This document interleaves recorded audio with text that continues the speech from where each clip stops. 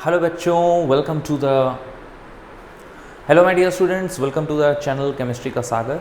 And in this particular video we are going to discuss about the advance MS Chauhan solutions.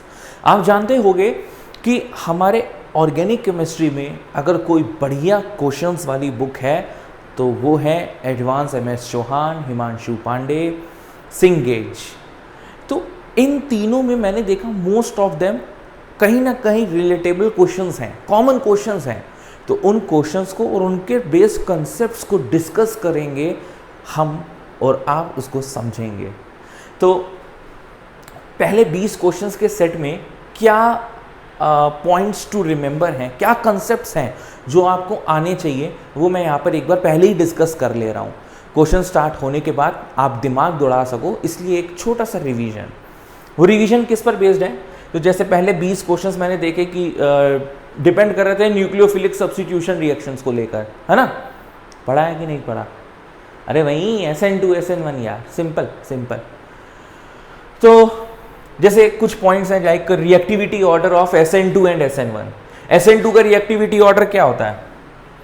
1 degree सबसे ज़्यादा reactive होता है, फिर 2 degree होता है और फिर 3 डिग्री होता है। और ये किस पे डिपेंड करता है? ये डिपेंड करता है स्टीरिक हिंड्रेंस पे, स्टीरिक फैक्टर पे, कि भाई जहां पे बल्कि ग्रुप ज़्यादा होगा वहां पे SN2 रिएक्शन फेवरेबल नहीं होगी। जैसे 3 डिग्री में फेवरेबल नहीं होगी, लेकिन 3 डिग्री में SN1 फेवरेबल होगी। 3 degree greater than 2 degree greater than 1 degree. यहाँ पर 1 degree is most reactive SN2 में, लेकिन यहाँ 3 डिग्री इज मोस्ट रिएक्टिव। अगर हम लोग SN1 में बेंजाइलिक एलाइलिक जोड़ दें तो आगे आएगा बेंजाइलिक, फिर आएगा एलाइलिक और फिर आएगा 3 डिग्री 2 डिग्री 1 डिग्री। और SN1 की रिएक्टिविटी ऑर्डर किस पे डिपेंड करती थी? बताओ, SN1 की रिएक्टिविटी ऑर्डर किस पे डिपेंड करती है? Stability of carbocation.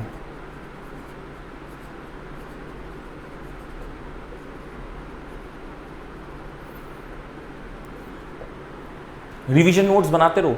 ये वो इंपॉर्टेंट नोट्स हैं जो आपको एक साथ अगर कहीं पे मतलब जॉट डाउन हो जाएंगे तो आपको कभी दिक्कत नहीं आएगी। So try to make all these short notes in your notebook so that आप कभी भी रिवाइज करें तो ये ऐसे पॉइंट्स होंगे जो आपके क्वेश्चंस को हल कर पा रहे होंगे। समझ रहे हो ना मेरी बात? समझ रहे? Very good. Stereochemistry of SN2। Stereochemistry of SN2 मतलब यहाँ पर SN2 जो है इन्वर्जन ऑफ कॉन्फ़िगरेशन दिखलाता है।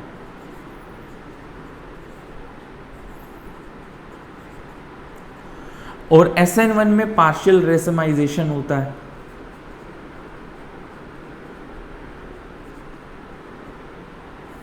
इस पर बेस्ड काफी क्वेश्चन आए हैं। 100% रेसमाइजेशन नहीं होता है, पार्शियल रेसमाइजेशन होता है। एक्सपेरिमेंटली देखा गया था कि inversion is basically greater than retention. कई बच्चों को दिक्कत होती है कि सर ये इन्वर्जन का मतलब क्या होता है? इन्वर्जन का मतलब बेटा देखो ऐसा है कि जैसे यहां पर एक कार्बन है, उस पर एक H जोड़ दिया, यहां पर OH जोड़ दिया, यहां पे वेज और डैश के हिसाब से दिखा देते हैं। ये टूवर्ड्स द ऑब्जर्वर है, ये अवे फ्रॉम द ऑब्जर्वर है। अब मान लो यहां पे कहीं पे न्यूक्लियोफिलिक सब्स्टिट्यूशन रिएक्शन अगर होती है, ठीक है, या सिंपल अगर मैं कहूं कि यार मुझे इसका इन्वर्जन करके दिखाओ, तो इन्वर्जन में क्या करोगे? ये चीज पलट जाएंगी। जैसे यहां पर Br है, यहां पर OH आ जाएगा, यहां पर H आ जाएगा, यहां पे आपका CH3 आ जाएगा। जैसे मान लो ये लिखा है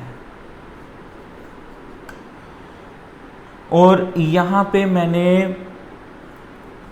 OH माइनस का अटैक कराया, तो इन्वर्जन अगर होगा यहां पर, इसको बोलते हैं फिशर प्रोजेक्शन, जहां पे आपको इस तरीके से बॉन्ड लाइन दिखती है, ये बीच वाला कार्बन होता है। तो अब अगर मैं इन्वर्जन दिखलाऊंगा तो क्या होगा, जो अटैकिंग न्यूक्लियोफाइल है वो इस तरफ आएगा और ये H कूद कर यहाँ चला जाएगा, तो ये इन्वर्जन हो गया। इस शॉर्ट चीज को इन्वर्जन ऑफ कन्फिग्रेशन बोलते हैं। पार्शियल रेसमाइजेशन में क्या होता है, इन्वर्जन ग्रेटर देन होता है रिटेंशन में, और जब रिटेंशन और इन्वर्जन दोनों 50-50% है प्रोबेबिलिटी, तो वो प्योर रेसमाइजेशन कहलाया जाता है। क्लियर। अब SN2 और SN1 में अगर हम सॉल्वेंट्स की बात करें, SN2 basically polar aprotic solvents में होता है।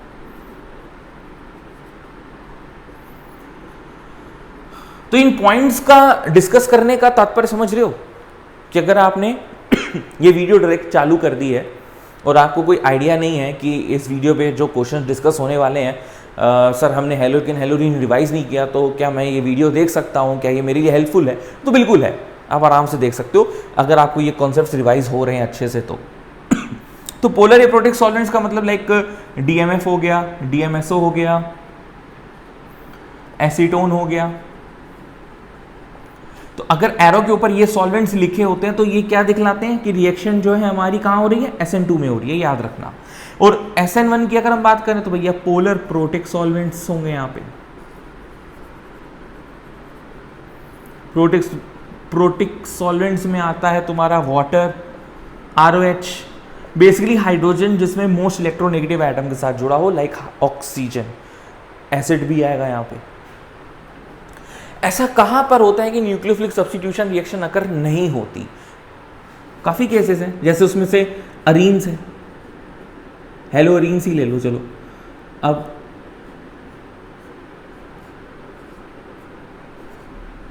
क्लोरोबेंजीन है यहाँ पे ये रेजोनेंस स्टेबलाइजेशन होगा, पार्शियल डबल बॉन्ड करेक्टर होगा, तो ये न्यूक्लियोफिलिक सब्स्टिट्यूशन नहीं दिखला सकता। या अगर तुम्हारा कोई लीविंग ग्रुप जो है, जो लीविंग न्यूक्लियोफाइल है, अगर वो तुम्हारा sp2 हाइब्रिडाइज कार्बन के साथ जुड़ा है, जैसे विनाइलिक क्लोराइड के साथ,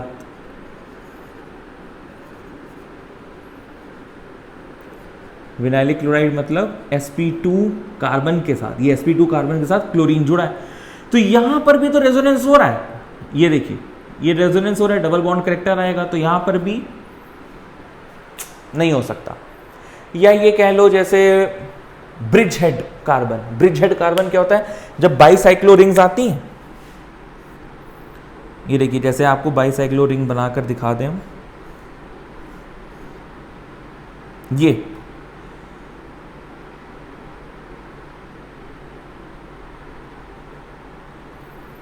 बाईसाइक्लो रिंग्स है। अगर मान लो यहां पर कहीं पे Br लगा है और तुम सोचो ये जो ब्रिज हेड कार्बन है, ये दो होते हैं ब्रिज हेड कार्बन्स, यहां से कभी भी तुम कोई चीज सब्स्टिट्यूट नहीं कर सकते।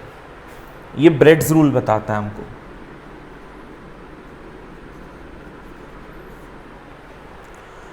सिंपल सी बात है, छोटी बात याद रख लेना, according to the Bredt's rule bridgehead carbons can not get substituted. उसमें वहां से आप कोई भी चीज सब्स्टिट्यूट नहीं कर सकते, क्योंकि हाईली स्ट्रेन रिंग्स होती हैं। अगर करोगे तो मॉलिक्यूल में अनस्टेबिलिटी हो जाएगी और बहुत तगड़ा लोचा हो जाना है। तो ये कुछ पॉइंट्स क्लियर हो गए आपको। अब डायरेक्टली क्वेश्चंस पे आते हैं और देखते हैं कि आखिर MS चौहान में फर्स्ट 20 क्वेश्चंस में हमारे पास क्या है। चलिए ओके बच्चों, तो अगर आपके पास ये वाली बुक है एडवांस MS चौहान की, तो आप लोग अपने सामने निकाल लीजिए, और अगर नहीं है तो क्वेश्चंस यहाँ पर आएंगे, आप इनको देखिए, पढ़िए। अगर आपको खुद से ट्राई करना है, वीडियो को पॉज कर दीजिए और तब उसका सोल्यूशन देख लीजिए। तो ठीक है, सॉल्व करते हैं भैया। यहाँ पर हम लोग लेवल 1 पे अभी आए हैं, लेवल 2 भी सॉल्व होगा, सॉरी लेवल 1। इसका पहला क्वेश्चन आपको वहाँ पे दिखाई दे रहा है। इसका सोल्यूशन देखिए, कह रहा है कि which of the following is not expected to be the intermediate of the following reaction. तो यहाँ पर एक रिएक्शन बनाई गई है,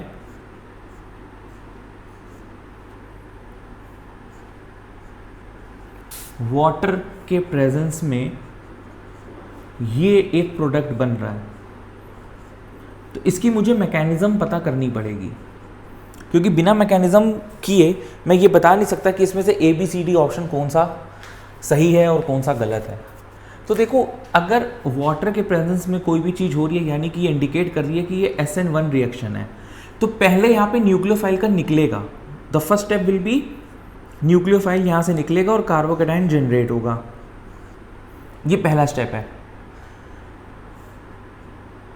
I माइनस यहाँ से निकल चुका है और अब यहाँ पर रीअरेंजमेंट हो सकता है क्योंकि कार्बोकेटायन के पास स्पेशल प्रॉपर्टी होती है रीअरेंजमेंट की। रीअरेंजमेंट इसलिए हो रहा है क्योंकि इस समय ये 2 डिग्री कार्बोकेटायन है। 2 डिग्री कार्बोकेटायन अगर कूद कर यहाँ चला जाता है, देखो यहाँ के हाइड्रोजन को कहेगा तुम चलो बेटा कूद कर यहाँ आ जाओ, 1,2 हाइड्राइड शिफ्ट। तो सॉल्यूशंस में आपको इस तरह से इस कदर अच्छे से समझाऊंगा कि आपको सारा डाउट्स क्लियर हो जाएगा। तो 1,2 हाइड्राइड शिफ्ट होगा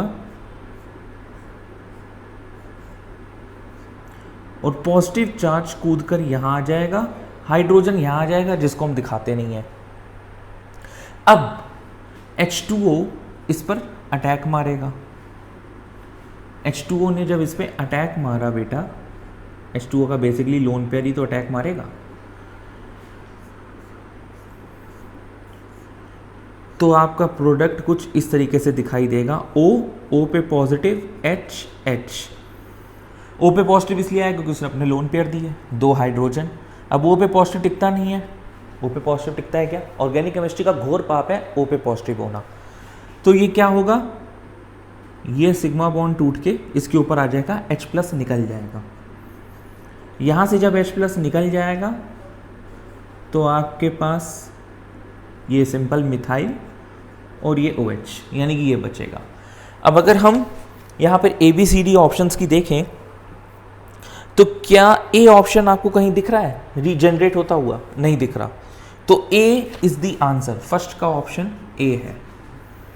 B देखो ये दिख रहा है, ये यहाँ पर दिख रहा है हमें। C भी दिख रहा है हमको, ये देखो। D तो सबसे पहले दिखा था। तो these 3 things are basically forming in this reaction, but A क्या है? A हमें नहीं दिख रहा है। दिख रहा है? नहीं दिख रहा। चलिए नेक्स्ट क्वेश्चन की तरफ प्रोसीड करते हैं। नेक्स्ट क्वेश्चन में NaI और एसीटोन के साथ रिएक्शन कराई है। अब बताओ NaI और एसीटोन के साथ अगर रिएक्शन हो रही है तो वो कौन सी रिएक्शन होती है? फिंकलस्टीन। और अगर एसीटोन वर्ल्ड लिखा है तो इसका क्या तात्पर्य है? इसका तात्पर्य ये है कि SN2 रिएक्शन है। तो जो फिंकलस्टाइन रिएक्शन होता है वो आपका SN2 होता है और SN2 में क्या होता है? इन्वर्जन होता है।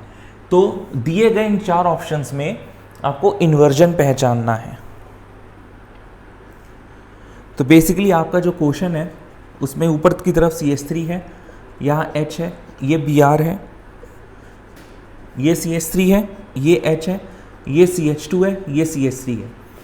देखो बच्चों, इसी कार्बन के अलोंग इन्वर्जन होने वाला है ना? इसी कार्बन के अलोंग तो इन्वर्जन होगा क्योंकि लीविंग ग्रुप यहाँ पर लगा है Br, this is the leaving group. तो जब यहाँ पर NaI के साथ रिएक्शन होगी तो हर चीज़ एज इट इज़, अभी देखो मैंने पॉइंट्स टू रिमेंबर में ये चीज़ पढ़ाई थी, हर चीज़ एज इट इज़ रहेगी। ये देखो अभी तक हर चीज़ वैसी ही रही है, लेकिन अब जब I- यहाँ अटैक करेगा तो इन्वर्जन हो जाएगा कॉन्फ़िगरेशन का, यानी कि ये हाइड्रोजन यहाँ आ जाएगा और Br के बदले I आएगा। तो inversion of configuration, nucleophilic substitution भी हुआ और इन्वर्जन भी हुआ। तो ये ऑप्शन आप लोग देख पा रहे होंगे ऑप्शन नंबर B में। तो बेसिकली सेकंड का करेक्ट ऑप्शन B है। नेक्स्ट क्वेश्चन नंबर 3 देखिए, वहां पे कह रहा है rate of SN2 will be negligible in. तो बेसिकली वो एक पूछना चाह रहा है कि न्यूक्लियोफिलिक सब्स्टिट्यूशन इन 4 ऑप्शंस में कहां नहीं होगी। A ऑप्शन में होगी, क्यों? क्योंकि सिंपल एल्काइल ब्रोमाइड है। B भी होगी, क्यों? क्योंकि Br sp3 हाइब्रिडाइज कार्बन के साथ जुड़ा है। लेकिन C यहाँ पे आपका क्या है? ब्रिज हेड कार्बन है। देखो C यहाँ पर ये बना है ना, अभी मैंने आपको बताया था कि जब बाईसाइक्लो रिंग्स का क्वेश्चन आएगा या ब्रिज हेड का क्वेश्चन आएगा तो अगर यहाँ पर देखो ये दो कार्बन्स ब्रिज हेड कार्बन्स हैं और तुम इसी पे ब्रोमीन को लगाए हुए हो, तो ब्रेड्स रूल के हिसाब से यहाँ पर न्यूक्लियोफिलिक सब्स्टिट्यूशन नहीं हो सकता because of the ring strain. D कर देगा, क्यों? क्योंकि जो Br लगा है वो sp3 हाइब्रिडाइज कार्बन के साथ जुड़ा है। देख पा रहे होगे, इसमें कोई दिक्कत नहीं है। ये बेंजीन नहीं है, कई बच्चे को कभी कभार बेंजीन से वो रेफर कर देते, ये नहीं है, ये साइक्लोहेक्सीन है और हाँ, अगर मान लो अगर क्वेश्चन ऐसा होता कि इस डबली बॉन्डेड कार्बन के साथ Br जुड़ा होता तो देखो ये विनाइलिक केस हो गया, तो फिर यहां पर भी सब्स्टिट्यूशन ना होता, लेकिन यहां पर हो सकता है। ये sp3 हाइब्रिडाइज कार्बन है, तो एक बार हाइब्रिडाइजेशन चेक कर लिया करो कार्बन की, ठीक है। यहां पर नहीं होगा, तो बेसिकली थर्ड का जो आंसर होगा वो सी होगा। क्लियर होती है बात? नोट करते रहना, सब समझते रहना अच्छे से। Coming to the fourth question, it's given over there. एक बेंजीन रिंग बना दी गई है, इसके एक छोर पे दो ब्रोमीन रखे गए हैं, एक CH2, मतलब ये बेसिकली क्या है, एराइलिक ब्रोमाइड नहीं, बेंजाइलिक ब्रोमाइड, सॉरी, और ये एराइलिक ब्रोमाइड है, NH3E2OH, इथेनॉल सॉल्वेंट होगा। यहाँ पे आपसे वो प्रोडक्ट पूछ रहा है। NH3 में से जब बेसिकली क्या होता है, जब जो चीज़ सब्स्टिट्यूट होती है वो होती है NH2-। ये न्यूक्लियोफिलिक सब्स्टिट्यूशन रिएक्शन दिखाने वाला है। तो अभी मैंने पॉइंट्स टू रिमेंबर में कहा था कि चूंकि ये वाला जो ब्रोमीन है डायरेक्टली बेंजीन से जुड़ा है, तो यहाँ पे तो पार्शियल डबल बॉन्ड करेक्टर होगा, तो ये ब्रोमीन तो सब्स्टिट्यूशन दिखाएगा नहीं। ले देकर बचा ये वाला, बहुत तकड़े से दिखाएगा, बेंजाइलिक सब्स्टिट्यूशन हो रहा है। तो आपका जो आंसर होगा,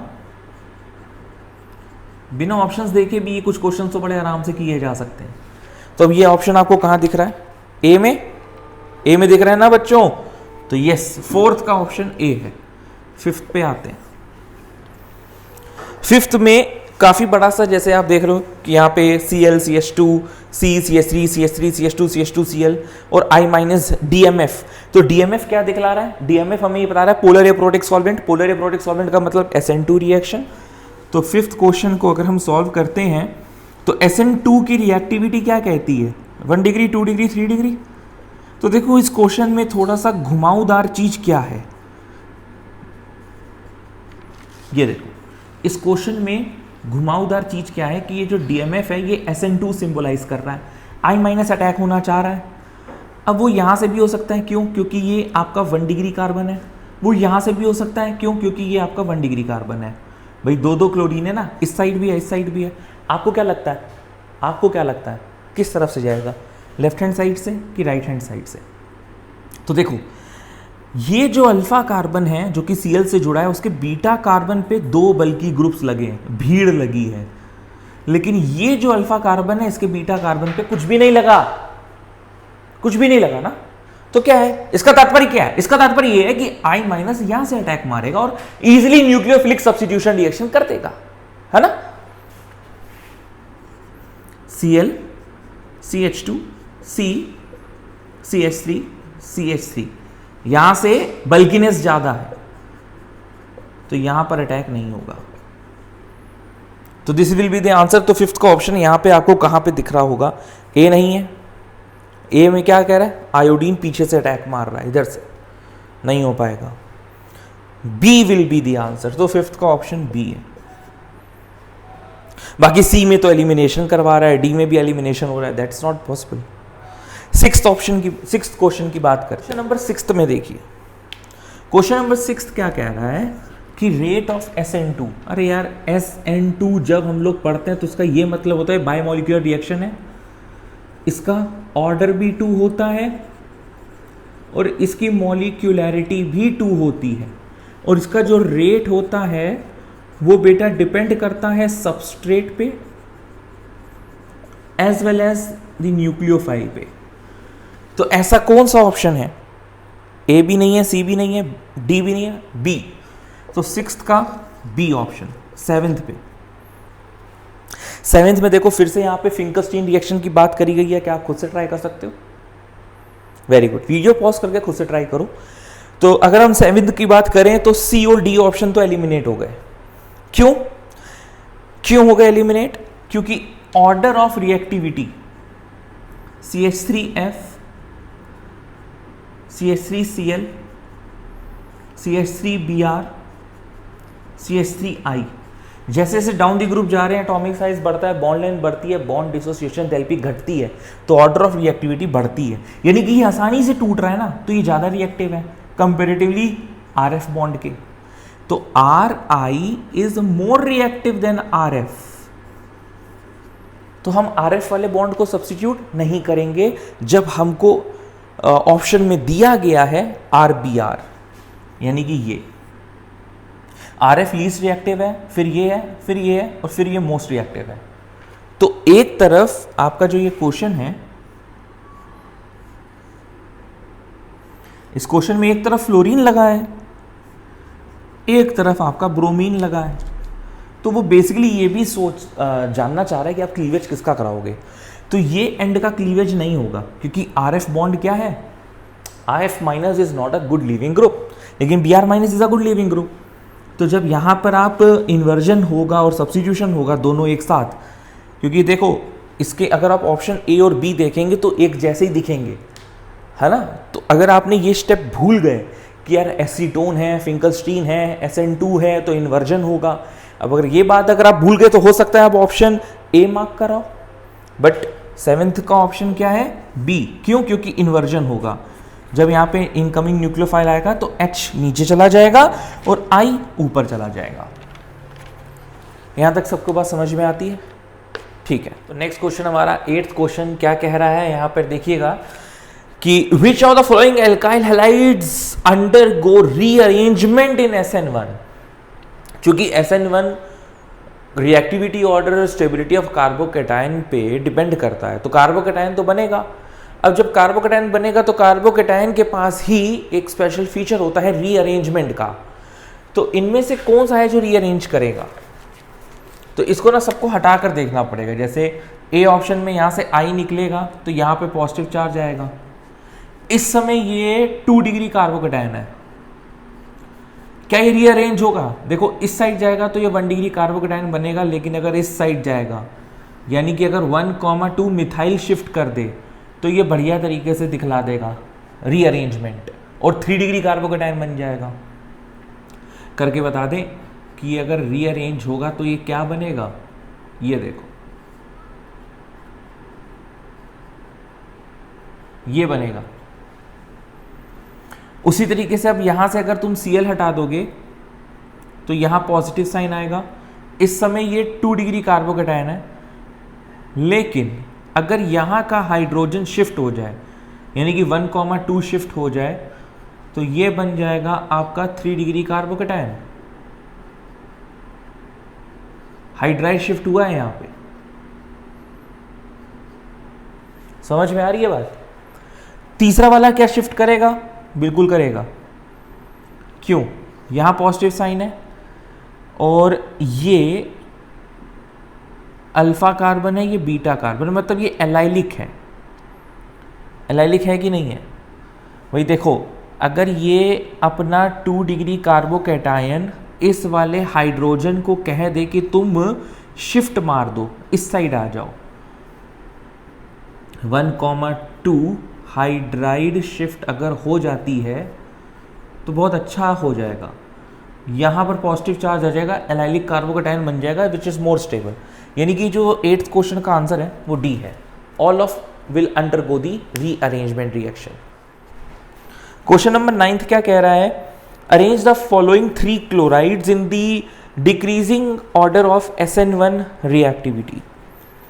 SN1 के हिसाब से काम करना है। तो देखो क्या क्या दिया हुआ है हमें क्वेश्चन नंबर 9th में, 3 चीजें दी हैं, एक ये है, एक ये दिया है और तीसरा ये दिया है।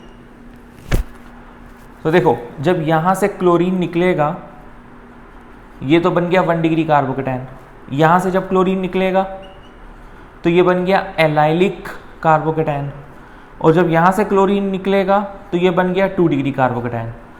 तो ये वाला सबसे ज़्यादा स्टेबल है, 2 is greater than 3 is greater than 1। ये ऑप्शन आप लोग कहाँ देख पा रहे हो, 2, 3, 1 बी। तो 9th का बी ऑप्शन है। Coming on to the question number 10th, which compound undergoes in nucleophilic substitution with NaCN at the fastest rate. तो देखो अब अक्सर बच्चों को दिक्कत ये रहती है, कंफ्यूजन ये रहती है कि सर अब यहाँ पे न्यूक्लियोफिलिक सब्स्टिट्यूशन लिखा है, SN1 के तरफ से लेकर चलें कि SN2 के तरफ से लेकर चलें। अगर क्वेश्चन में SN1 होगा तो कहीं ना कहीं सॉल्वोसिस या आपको सॉल्वेंट दिया जाएगा, और अगर नहीं दिया है तो अधिकतर हम लोग SN2 मानकर ही चलते हैं। तो इस क्वेश्चन का आंसर अगर हम SN2 के रिस्पेक्ट पे देखें तो ए ऑप्शन में देखो Br जो है 1 डिग्री पे है, बी में 2 डिग्री में है, सी में भी 1 डिग्री है। देखो ए और सी ऑप्शन एक जैसे दिख रहे होंगे, लेकिन बेटा सी ऑप्शन में जो ये Br लगा है उसके बीटा कार्बन बल्कि है, ये अल्फा है ये बीटा है। तो जिस सबस्ट्रेट में बीटा कार्बन बल्कि होता है वो SN2 थोड़ा सा लेट दिखलाता है या बेकार दिखलाता है। डी ऑप्शन तो हो ही नहीं सकता, देखो डी ऑप्शन क्या है 3 डिग्री है, तो बहुत ही बेकार होगा। बात समझ में आती है? तो ये हो गए MS चौहान के पहले 10 क्वेश्चंस।